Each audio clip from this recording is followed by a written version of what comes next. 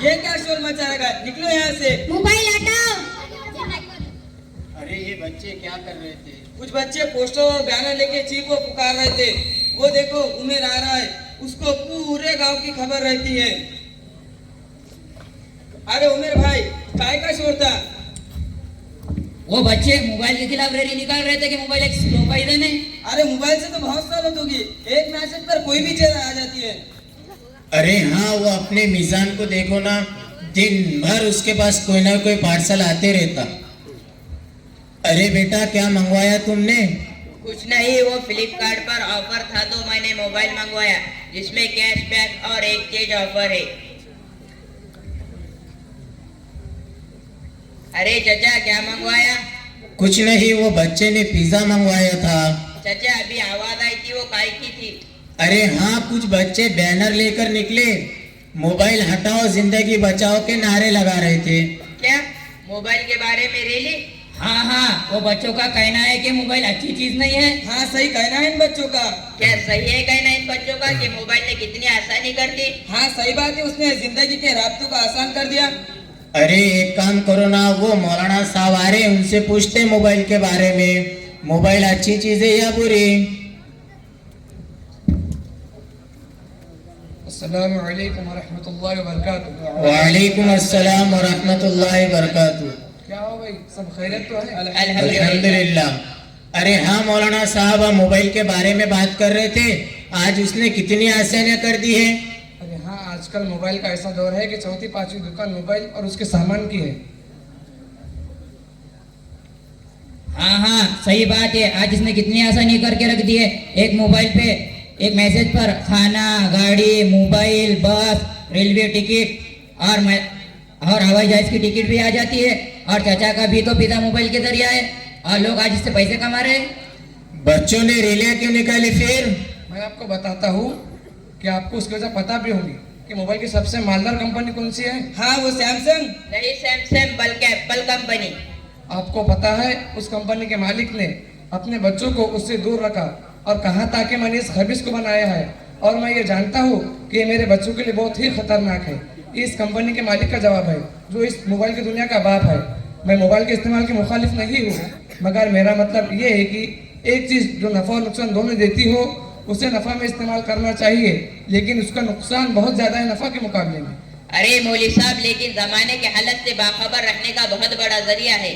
बिल्कुल सही बात है, बल्कि उलमा ने लिखा है कि जो जमाने की हालत से बाखबर ना रहे वो जाहिल है। कितने उलमा इकराम है जिनके बयानात हम देखते हैं यूट्यूब, फेसबुक पर मौजूद है, जिसको देखकर कई लोगों ने असर लिया है। मोबाइल और सोशल मीडिया में आज के जमाने में दीन की दावत फैलाने का बहुत बड़ा जरिया है। बिल्कुल सही बात है, इसमें बहुत से दीनी फायदे हैं, बल्कि मैं कहूँगा कि इस्लाम की गलतफहमी दूर करने का बहुत बेहतरीन जरिया है। जिनको आप जानते भी ना हो उनको भी दावत पहुँचा सकते हो। जहाँ तक कि इसमें दीनी व दुनियावी फायदे हैं, उससे कई ज़्यादा इसमें नुकसान भी है। हाँ, ये बात तो सही है, जब मोबाइल हाथ में होता तो भरोसा नहीं होता। मोबाइल खोलते और फुकट ही उसमें वक्त बर्बाद करते और बार बार चेक करते कि उसमें कुछ आया कि नहीं। अरे हाँ, उसने तो इतना सत्यानाश करके रख दिया कि आजकल की माएँ भी ना मोबाइल के चक्कर में रहकर बच्चे पर ध्यान ही नहीं देती। अब ये बच्चे भी उन माँ बापों को देखकर इसी तरह रह रहे, उन्हें भी बगैर मोबाइल का रह ही नहीं जाता। पहली माएँ बच्चों को लोरी गा के सुलाती थी, अब मोबाइल हाथ में देती है। मगर कुछ भी हो चाचा, आज इसके फायदे से हमें कोई इनकार कर नहीं सकता। अरे पूरी दुनिया को सर्च करना आसान हो गया, कर लो दुनिया को अपने मुट्ठी में। अरे वाह, मुफ्ती साहब भी आ रहे, कल इनका बयान हमारे मस्जिद में हुआ था मोबाइल के बारे में। अस्सलामु अलैकुम वरहमतुल्लाहि वबरकातुहू। वालेकुम अस्सलाम वरहमतुल्लाहि वबरकातुहू। क्या बात है मौलाना साहब, पूरे मोहल्ले को लेकर खड़े, क्यों खैरियत तो है? अल्हम्दुलिल्लाह। अरे मुफ्ती साहब, ये लोग मोबाइल के फायदे बता रहे थे तो कल मैंने आपका बयान मस्जिद में सुना था, तो थोड़ी बहुत चीजें मैंने बता दी। अब आप भी इनसे बात कीजिए। क्या हुआ भाई, क्या कहना है आपका? क्या मोबाइल के फायदे नहीं है मुफ्ती साहब? अरे भाई, इसके फायदे से कौन इनकार करता है। बस आप इतना समझ लीजिए, जैसे दवाइयों पर लिखा होता है इससे बच्चों को दूर रखिए। हालांकि दवाई तो हर एक के लिए फायदे की चीज है, लेकिन ये उसी के लिए फायदेमंद है जिसे की जरूरत हो। अगर कोई शख्स बगैर जरूरत इसे इस्तेमाल करेंगे तो बजाय फायदे के तो उससे उसका नुकसान होगा। बस ऐसे ही मोबाइल का मसला है। बताइए उसके नुकसानात। तो फिर सुनिए, सबसे ज्यादा वक्त किसने बर्बाद किया? हालांकि कल कयामत के दिन वक्त के बारे में सवाल होगा कि वक्त कहाँ गुजारा। आज का नौजवान तो रात रात भर मोबाइल पर लगा हुआ है, बच्चे तो मोबाइल के बगैर सोते ही नहीं। तालीम का नुकसान किसने किया? सेहत किसने बर्बाद की? हालांकि हदीस पाक में आता है कि तंदुरुस्ती एक नियामत है, कल कयामत के दिन इसके बारे में पूछोगी। आज लोग मोबाइल के चक्कर में अपनों से दूर चले गए, मुस्कुराते भी है तो अकेले अकेले मोबाइल में। ये तो मैंने इसके चंद दुनिया में नुकसान बताए, इसने दीन का भी कितना सारा नुकसान किया है। हाँ फिर बताइए इससे दिन के नुकसानात। उसने नौजवानों को बेहया और बेगैरत बना दिया, गंदी फिल्म फाहिश वीडियो ये लेकर आया। आज का हर बागैरत आदमी इसकी शिकायत कर रहा है। इतना ही नहीं बल्कि बापर्दा औरतें तक इसके धोखे और फरेब में आ गई, वो भी बन सवर कर टिकटॉक और इंस्टाग्राम पर आकर वीडियो बनाने लगी। हाँ, ये तो हम अपनी आंखों से देख रहे हैं। हालांकि हदीस पाक में आता है कि 3 आंखें जहन्नम में नहीं जाएंगी, उसमें एक आंख वो होगी जो हराम देखने से रुक गई हो। एक दूसरी हदीस में आंखों का गलत देखने को आंखों का जीना करार दिया गया। और गाना बजाना तो उसने इतना आम कर दिया कि आज मसाजिद व मदारिस के मक्का व मदीना भी उससे महफूज नहीं रहा। हदीस पाक में आता है कि आखिरी जमाने में गाना बजाना इतना आम हो जाएगा और झूठ तो उसने इतना फैला दिया कि आज हर बात चाहे वो दीनी हो या दुनियावी बगैर तहकीक के शेयर की जा रही है। हाँ मुफ्ती साहब, आपने सही फरमाया। बाज लोग तो ऐसे झूठे मैसेज भेजते कि हमें खुद ऐसा लगता है ऐसा नहीं हो सकता।